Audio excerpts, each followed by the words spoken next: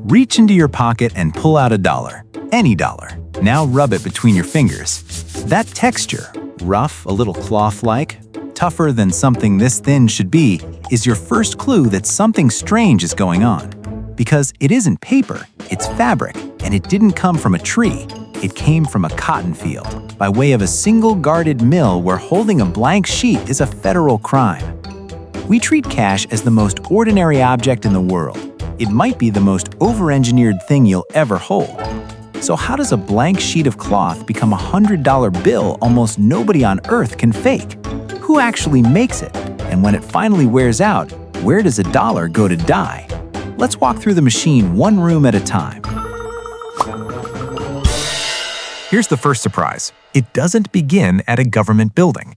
It begins at a paper mill in the small town of Dalton, Massachusetts, run by a company called Crane. Crane has held the contract to make the raw material of American money since the 1870s. One family-founded mill, one town, essentially a legal monopoly on the physical substance of the dollar. And they guard it like it's radioactive. Because under federal law, if you or I tried to make this paper or even walked out with a single unprinted sheet, that's a felony. Not the printed money, the blank. Which raises the obvious question, why would a blank sheet of paper be treated like contraband? Because it isn't paper. Remember the texture in your fingers? That's cotton and linen. 75% cotton, 25% linen, and 0 wood pulp. Ordinary paper is made of short wood fibers held together by weak bonds that dissolve the second they get wet. That's why a receipt turns to mush in the wash. This doesn't. The long cotton and linen fibers interlock like woven cloth, which is exactly why a $5 bill can survive a trip through your washing machine while the tissue in the same pocket disintegrates. Fold a genuine note back and forth, and it takes around 4,000 folds before it finally gives out. But durability is only half of it. The real trick is that the mill hides secrets inside the paper while it's still a wet slurry, before a single drop of ink is ever added. While the pulp is still soup, tiny red and blue fibers get scattered through it at random, so they're baked into the body of the note, not printed on top. A rotating wire cylinder presses a portrait into the fibers themselves, thicker where it should be dark, thinner where light shines through. That's the watermark. It isn't drawn on the bill, it is the bill, sculpted out of fiber density. And a thin plastic security thread gets threaded straight into the wet sheet, sitting in a different position for every denomination. So the paper leaves Massachusetts already loaded, fibers, watermarked, thread, and still completely blank and white, which sets up the next problem. If the secrets are already in the paper, how do you print a design on top that a counterfeiter still can't copy? For that, the blank sheets travel to the only place allowed to print them, the Bureau of Engraving and Printing. 2 fortress-like plants, one in Washington, D.C., one in Fort Worth, Texas, around 1,800 people, armed guards, cameras on everything. And here's the thing most people already have wrong. This is the Treasury, not the Federal Reserve. When people say the Fed prints money, this is the building they're picturing. But the Fed doesn't own a single press. Hold on to that. It matters more than it sounds, and we'll come back to it. Inside, a blank sheet doesn't get printed in one go. It gets built up in layers, like a painting, and each layer is a separate trap for anyone trying to fake it. The first layer is offset printing, the soft background colors and fine patterns laid onto both sides of the sheet at once by a press the size of a school bus. 70 tons of machine, 50 feet long, firing out 10,000 sheets an hour. Then comes the layer counterfeiters can't beat, and it's the one you're already touching. It's called intaglio, and it's why money has that raised, ridged texture. The design is carved by hand into steel, a master engraver cutting lines finer than hair under a microscope. That steel plate is flooded with thick ink, wiped clean on top so ink stays only in the grooves, and then the paper is pressed into it under 20 tons of force. The cotton fibers pull the ink up out of the grooves, and it dries standing slightly proud of the surface. Run your finger over a portrait, and you're feeling ink you could almost catch a fingernail on. A home printer sprays ink flat onto a surface. It physically cannot do this. And here's where the factory does something that sounds absurd.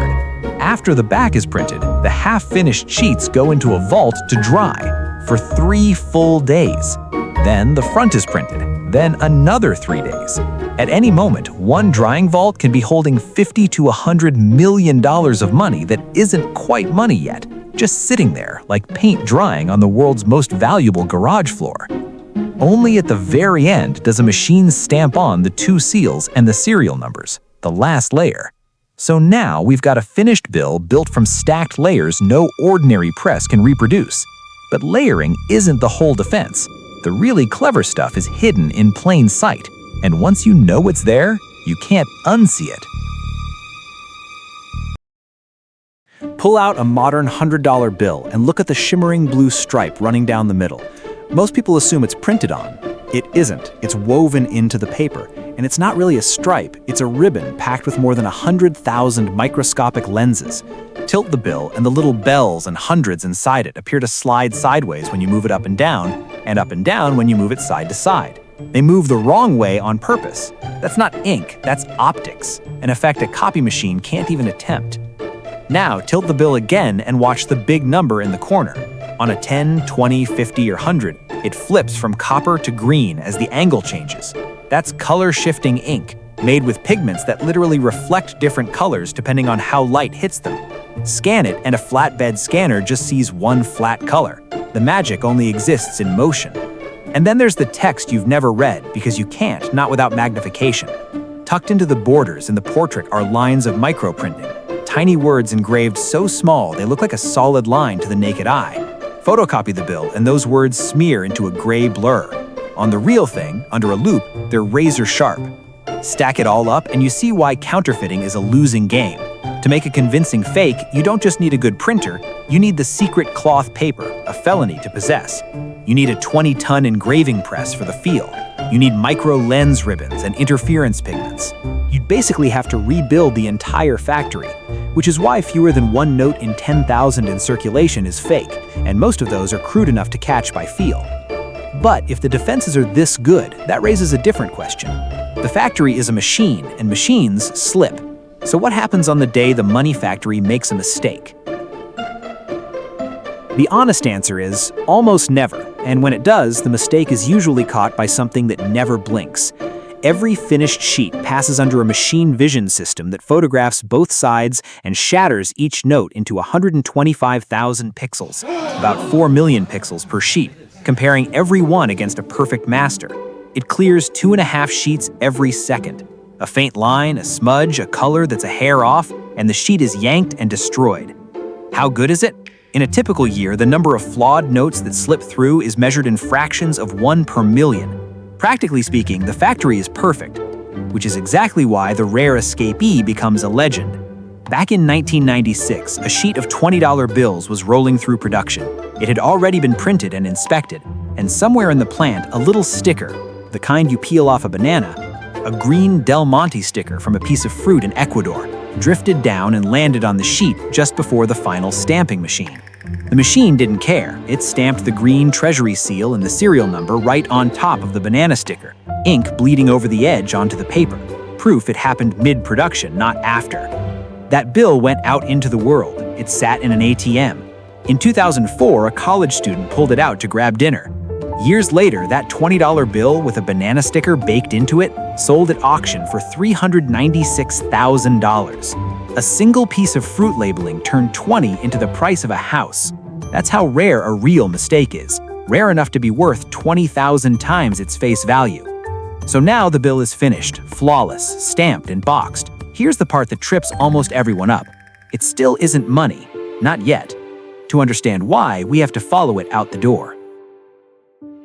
The factory doesn't spend the money it prints. It can't. It just manufactures the notes, and then it sells them.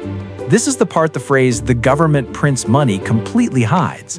The Bureau prints the bills, then hands them to the Federal Reserve, and the Fed pays only for the cost of printing, not the face value, the manufacturing cost, a few cents a note. That's the handoff where paper becomes money. A stack of printed cotton is just an expensive craft project until the Fed issues it. And the Fed doesn't dump it into the economy either. It parcels it out the way a water utility manages pressure. From the 2 factories, armored convoys move the bricks of cash to 12 regional Federal Reserve banks and their 28 cash offices scattered across the country. Those offices supply roughly 8,400 ordinary banks and credit unions. When your bank needs cash for its branches and ATMs, it orders it, and the Fed doesn't give it away. It debits that bank's account for the full face value and sends an armored truck. Then it finally reaches you, the ATM, the register, your pocket, the place we started. So notice what actually happened. A bill that cost pennies to make gets exchanged dollar for real value along the way, which surfaces the most interesting question in the whole story. If a $100 bill costs about 11 cents to produce, who gets the other $99.89? Chapter 6. The 11-cent $100 bill. Let's put real numbers on it. A $1 bill cost the Fed about 4 cents to make. A $100 bill, with its woven ribbon and shifting ink and micro-optics, costs about 11 cents. 11 cents to make $100. That gap has a name: seigniorage. It's the profit that comes from issuing money whose face value towers over what it costs to produce. But here's where you have to be careful, because this is exactly the spot where people leap to the wrong conclusion. They hear, the government makes $100 for 11 cents, and think, so the government just prints whatever it wants to pay its bills. It doesn't work that way, and this is the single most useful thing to understand about the whole system. The number of bills printed each year is not set by how much the government wants to spend. It's set overwhelmingly by how many worn-out bills need replacing, and how much cash the public and the world are holding. The Fed forecasts demand, orders enough to keep the shelves stocked, and no more. When politicians spend more than they collect, that gap is filled by borrowing, selling government bonds, not by running the presses hotter. So when you hear someone say they're just printing money, now you know that printing presses in Texas have almost nothing to do with it. Physical cash is a plumbing system for replacing worn notes. The thing people are usually arguing about, the money supply, lives in computers and Fed policy, not in the ink. And one more myth dies right here.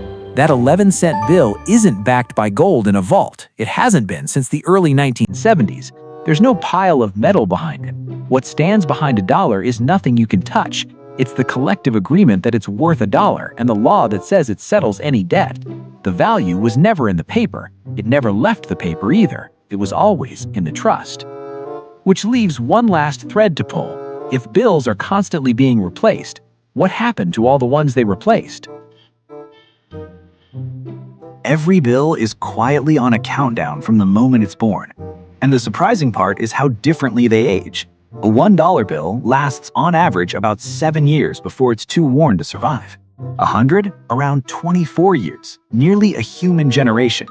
Why the enormous gap? It comes down to how each note lives.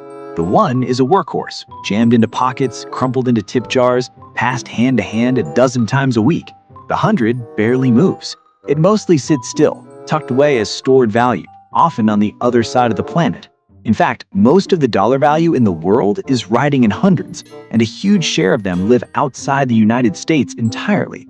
The bill you almost never use is the one built to last the longest, precisely because it isn't used. But every bill eventually comes home. When your bank has more cash than it needs, it ships the surplus back to the Fed, and this is where the story loops shut. At the Fed's cash offices, the returned notes are poured through high-speed sorting machines that read dozens of bills a second. Sensors check each one for dirt, tears, tape, graffiti, and, cleverly, for limpness, because a note that's lost its stiffness has lost the fiber strength that made it a note. Pass, and it's bundled up and sent back out to live another day. Fail, and the very same machine shreds it on the spot, in line, into confetti. So the money factory has a twin you never hear about, a money unfactory, quietly destroying roughly as much as the presses create, keeping the total supply in balance. Print, live, wear out, shred, and a new bill is ordered to take its place. That's the replacement demand from a few minutes ago, made physical. And that shredded confetti? It doesn't go to a landfill. It gets pressed into bricks and sent off to become compost, or insulation in someone's walls, or fuel. The dollar comes full circle, back to the earth. Which brings us all the way back to your pocket. So look at that dollar again. It was never paper. It was cloth, grown in a field and spun in a guarded mill, where the blank sheet alone is a crime to hold. Its watermark was sculpted from fiber before any ink existed. It was built in layers under 20 tons of pressure, left to dry for 6 days while a vault held $100 million of unfinished money, and checked 4 million pixels at a time by a machine that never blinks. It cost pennies to make. It became money the instant the Fed issued it, traded dollar for real value on its way to you. It isn't backed by gold or by anything you can touch, and it's already counting down to the day a sorting machine decides it's too tired to continue, shreds it, and sends it off to become soil. Here's the mental model to keep. Money was never the thing in your hand. The bill is just the part you can hold, the visible tip of an enormous system of mills and presses and vaults and trucks and trust. We built one of the most sophisticated manufacturing operations on the planet to produce an object whose real value has nothing to do with what it's made of. That's the strange, quiet genius of it. And now, when someone tells you it's just paper or that they just print more, you'll know exactly how much is really going on inside a single dollar. That's how America's money factory actually works.